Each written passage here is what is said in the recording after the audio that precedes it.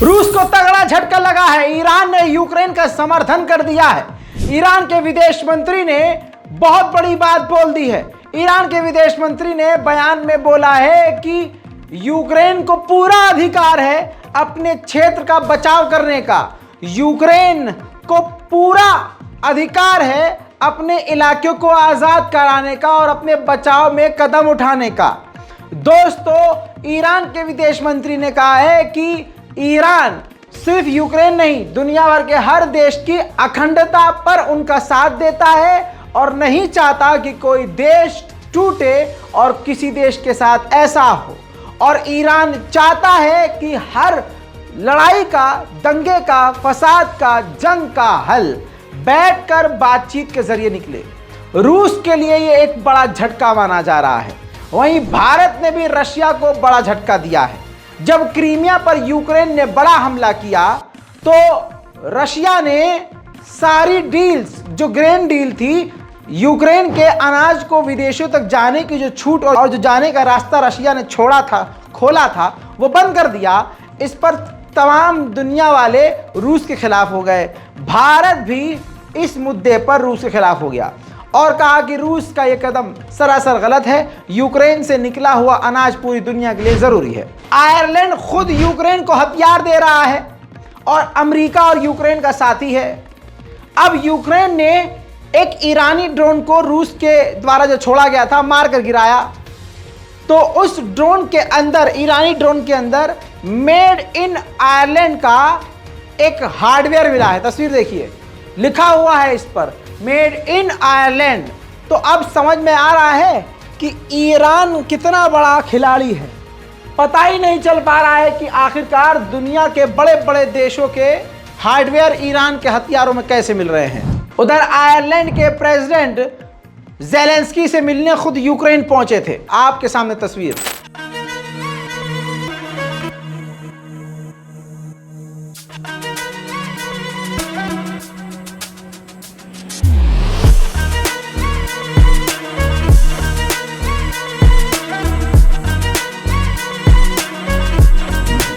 Britain इतना चालाक है कि क्या बताऊं। ब्रिटेन रूस के जो टैंक और आर्म व्हीकल हैं जो खराब हो गए हैं या जंग में क्षतिग्रस्त हुए हैं, वो यूक्रेन की सरजमीन से उठाकर ब्रिटेन लेके जा रहा है और उसको खोल खाल के अंजर पंजर उसकी कमियां तलाश कर रहा है। उधर चाइना ने भी हाथ उठा दिए हैं। चाइना ने कहा कि यूक्रेन की क्राइसिस जो चल रही है, ये जंग के जरिए हल हो ही नहीं सकता, बातचीत के जरिए ही मामला हल हो सकता है। वहीं अमेरिका ने फिर से ऐलान कर दिया है 1.3 बिलियन डॉलर के और नए हथियार यूक्रेन को देगा। उधर रूस ने यूक्रेन पर कई बार तोपें दागी हैं आज।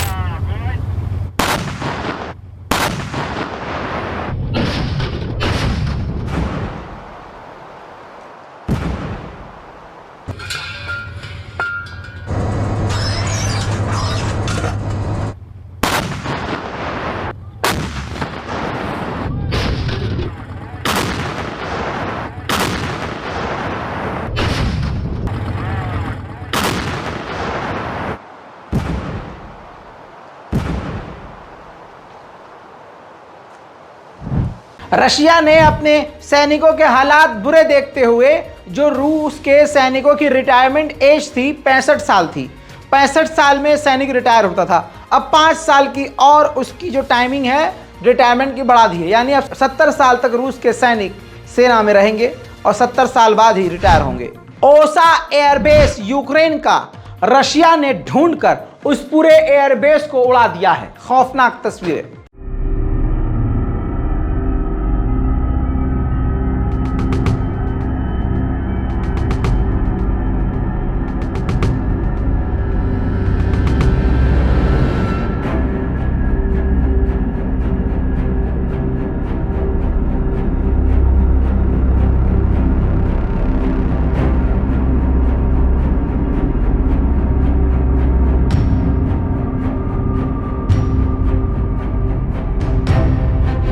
दोस्तों, उधर यूक्रेन ने फिर हाथ बढ़ाकर भीख मांगी है। कहा है 300 आर्म व्हीकल चाहिए और 80 F-16 फाइटर जेट चाहिए। 80, बताइए, हलवा है। बेलारूस के अंदर वैगनर ग्रुप के हेड को यह कहते हुए सुना गया, जो गलती से वीडियो रिकॉर्ड हो गया और वायरल हो गया, सोशल मीडिया पर शेयर कर दिया गया। वैगनर ग्रुप का हेड अपने वैगनर ग्रुप के लोगों से कहता हुआ पाया जा रहा है कि ये जो जंग हो रही है ना, इससे दूर रहो, यह अपमान है, इंसल्ट है, बेइज्जती है, इसका कोई पॉइंट ऑफ व्यू ही नहीं है, बल्कि अफ्रीका में नई जर्नी शुरू करो, वैगनर ग्रुप कह रहा है। सुनिए। तो вступимся за них в случае, если это потребуется. Я всех хочу попросить максимально обратить внимание на то, что белорусы встретили нас не только как героев, но как братьев. Говорят, местные девушки в магазинах шушукаются с вожделением, что вагнера приехали. Но аккуратно, чтобы никого не... वैगनर ग्रुप बेलारूस में है तो यूक्रेन की नींद हराम है। यूक्रेन ने बेलारूस से सटे हुए अपने बॉर्डर को और मजबूत कर दिया है, सेना को और तैनात कर दिया है, नाइट विजन कैमरे तैनात कर दिए हैं, दिन रात वहां पर चौकीदारी बढ़ा दी है, क्योंकि वैगनर ग्रुप यूक्रेन के खिलाफ कुछ भी कर सकता है कभी भी। बड़ी खबर आ रही है डराने वाली, व्लादिमीर पुतिन के चाहने वालों के लिए अच्छी खबर नहीं है। खबर यह है कि जो रूस की पुलिस है और सीनियर अधिकारी हैं, वो व्लादिमीर पुतिन का ऑर्डर यानी आदेश नहीं मान रहे हैं। उधर रूसी Su-25 फाइटर जेट ने यूक्रेन पर अलग अलग ठिकानों पर हमले किए हैं। I don't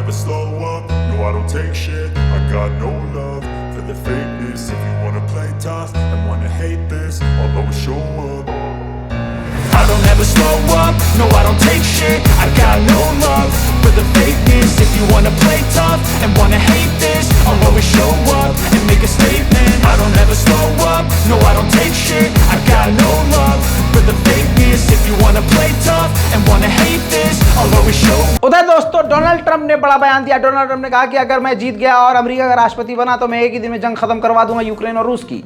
उन्होंने कहा कि जीतने के बाद मैं दोनों को फोन करूंगा, यानी व्लादिमीर पुतिन को फोन करूंगा और ज़ेलेंस्की को फोन करूंगा। दोनों ही मेरे दोस्त हैं और दोनों को मैं अच्छे तरह जानता हूं, और मैं ज़ेलेंस्की को फोन करके बोलूंगा कि तुम्हें जंग खत्म करनी होगी और डील करनी ही होगी, और यही बात मैं व्लादिमीर पुतिन को फोन करके बोलूंगा कि आपको ये जंग खत्म करनी होगी और बातचीत के जरिए इस मामले को हल करना होगा, वरना हम यूक्रेन को इतने हथियार देंगे जितना आपने कभी सोचा ही नहीं होगा।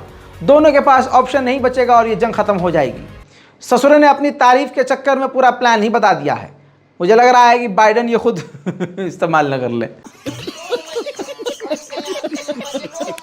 लेकिन दोस्तों डोनाल्ड ट्रंप ने एक खट्टी बात कह दी है। डोनाल्ड ट्रंप ने कहा कि हमारे हथियार जो फ्री फंड के करोड़ों खरबों के यूक्रेन को दिए गए हैं, मैं यूरोप के देशों से उसके पैसे मांगूंगा। उधर यूक्रेन के ओडेसा के इलाके पर रूस ने हमला किया था। हमले का वीडियो आपके सामने रख रहा हूं।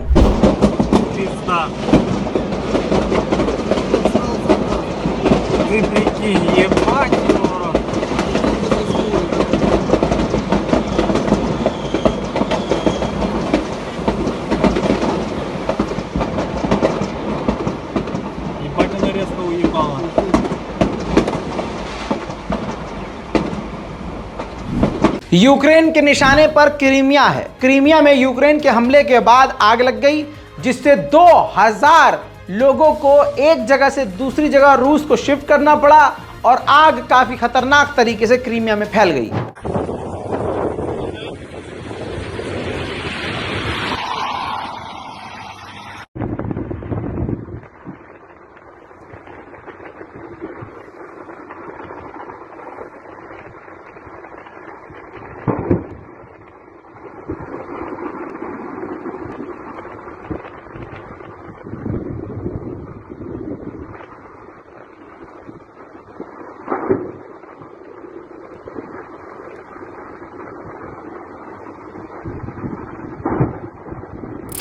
उधर ब्रिटेन के जासूसी विभाग MI6 ने एक बार फिर से रूस को भड़काने का काम किया है। कहा है कि हमारे दरवाजे खुले हुए हैं, रूसी हमारे पास आएं, अपने राज बताएं और जंग खत्म करें। दोस्तों इससे साफ जाहिर है कि तमाम वेस्टर्न देश इस वक्त बहती हुई गंगा में हाथ धो रहे हैं और रूस से अपने अपने बदले ले रहे हैं। इसके अलावा दोस्तों, यूक्रेन के खिलाफ रूस ने आज बड़े मजबूत और खतरनाक कदम उठाए हैं। यूक्रेन के काफी बड़े बड़े अड्डों पर रूस ने अब बम गिराए हैं। देखिए,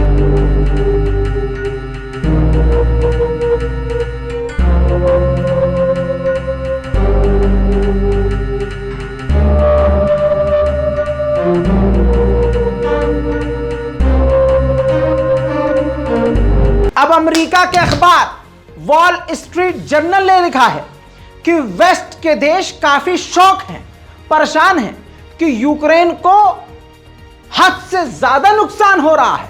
इतने हथियार, इतने डिफेंस सिस्टम और इतनी ताकत देने के बाद भी यूक्रेन को इतना नुकसान हो कैसे रहा है। उधर सी ऑफ जापान में, जापान के समुद्री इलाके में चाइना और रशिया समुद्र के अंदर ड्रिल कर रहे हैं।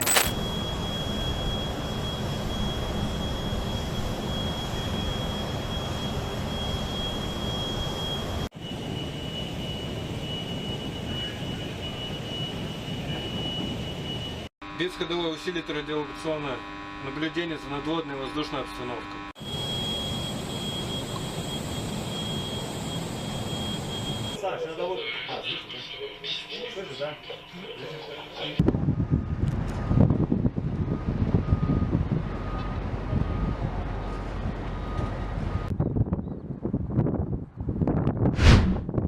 उधर यूरोपीय यूनियन ने बेलारूस के हाथ काटने की तैयारी कर ली है। बेलारूस के ऊपर मिलिट्री पाबंदी लगाने की तैयारी यूरोपीय यूनियन ने कर ली है।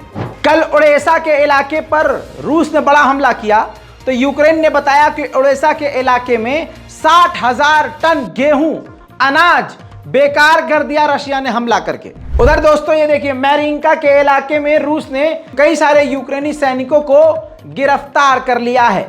यूक्रेन के लिए आज का दिन अच्छा नहीं रहा है। यूक्रेन का एक जंगल जिसका नाम क्रीमिंस स्काई है, वहां पर रूस ने ऐसा हमला किया कि जंगल पूरी तरह से बर्बाद हो गया है।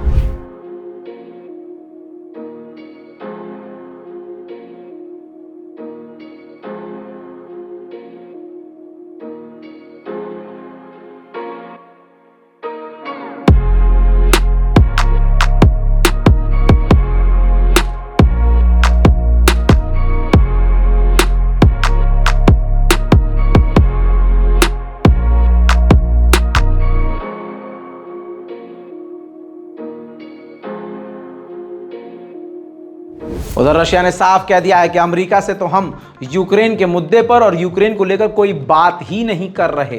दोस्तों, अब रूस के सैनिक काफी मजबूत होने वाले हैं। ये देखिए, रूस ने काफी तेजी से अपने टैंकों को रिपेयर किया और नए टैंक बनाए और यूक्रेन के मैदान जंग में अपने सैनिकों के लिए भेज दिया है।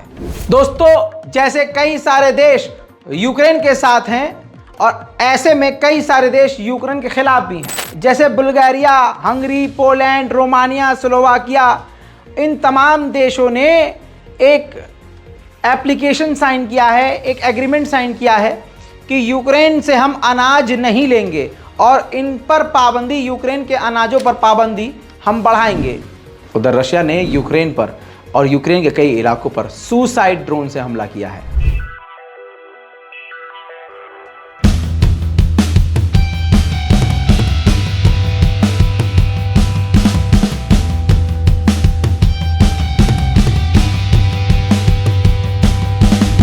इसके बाद यूक्रेन के हेलीकॉप्टर्स को रूस के ठिकानों पर हमला करता हुआ देखा गया।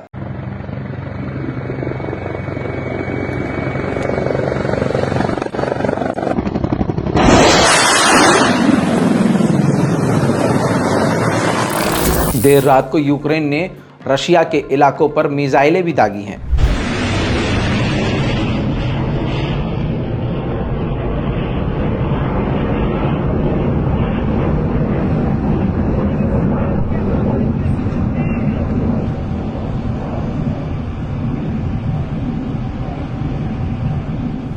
दोस्तों, सुबह की तस्वीर आपको दिखाऊं, रूस के टैंकों को यूक्रेन के तोप के द्वारा और ड्रोन के द्वारा तबाह किया गया।